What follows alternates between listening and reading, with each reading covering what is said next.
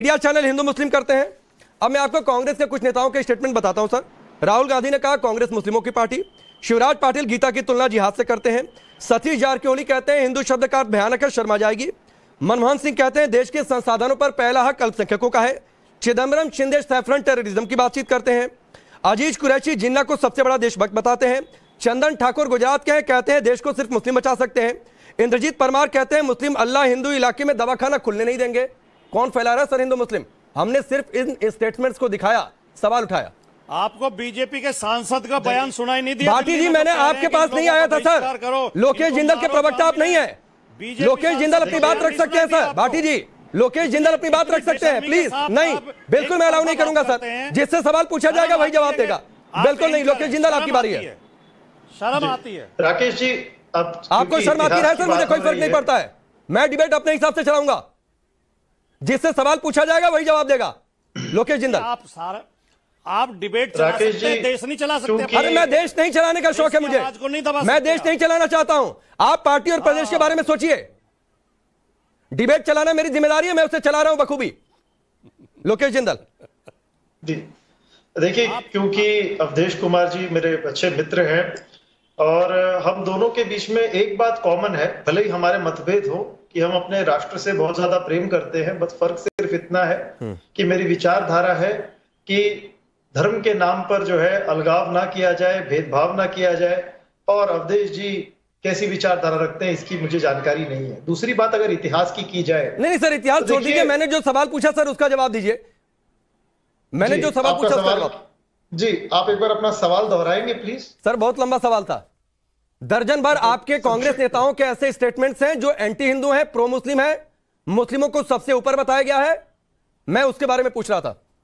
नहीं, देखिए जी, हिंदू हो या मुस्लिम हो, हम सब भारतीय हैं। और अगर जब कांग्रेस बात करती है कि मुसलमानों पर इस देश के संसाधनों का सबसे पहला हक है, तो वे उन्हें एक तरह की सिक्योरिटी देना चाहती है कि आप अपने आप को माइनॉरिटी मत फील कीजिए। अच्छा, देखिए, भारत और गीता की तुलना जिहाद से, ये क्या था?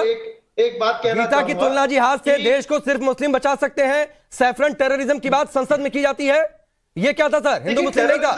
राकेश पांडे जी, मुझे एक बात बताइए, टेररिज्म होता है जब भय का माहौल बनाया। नहीं, ये हिंदू मुस्लिम नहीं था सर, हमने सिर्फ बयान दिखाया, इसलिए मिर्ची लग गई।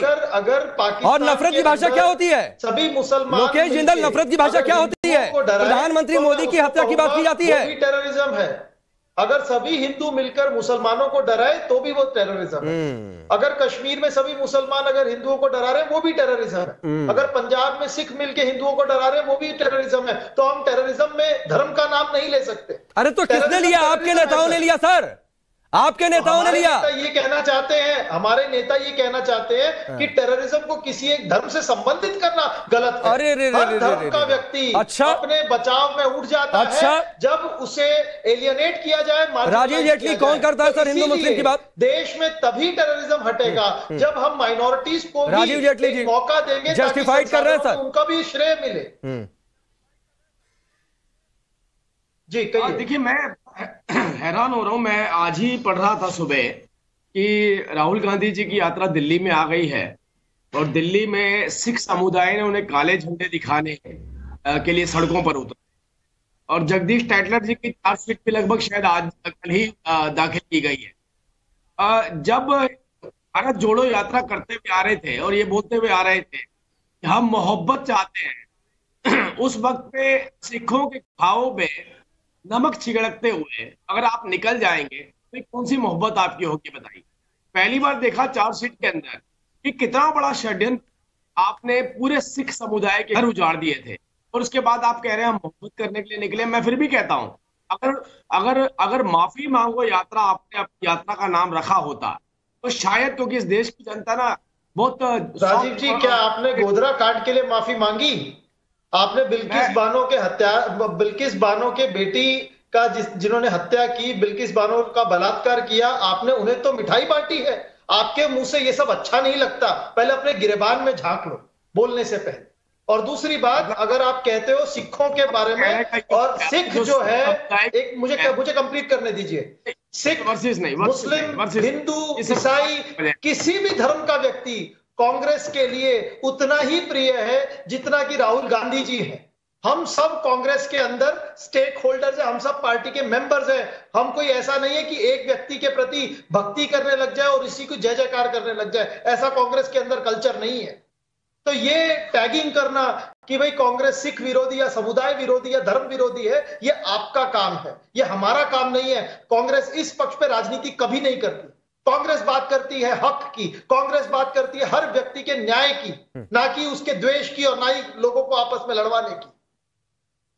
और बोलिए, मैं चुप बैठा हूं। और सुनिए, तो देखिए जिस तरह से भाजपा ने हिंदुओं और मुस्लिमों में झगड़े करवाए, जिस तरह से भाजपा ने कट्टरवाद फैलाया, उससे केवल और केवल देश को नुकसान होगा।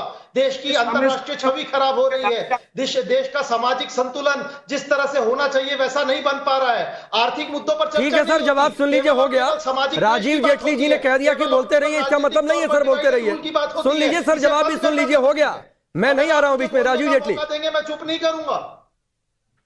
नहीं राकेश जी, मैंने इनको पूरा वक्त दिया और आपने बीच में वर्सेस लेके मुझे इनसे क्या भिड़वाने की कोशिश करी। मैं नहीं भिड़ना चाहता, मैं अपनी बात रखना चाहता हूं। नहीं सर, अपनी बात ही रखिए।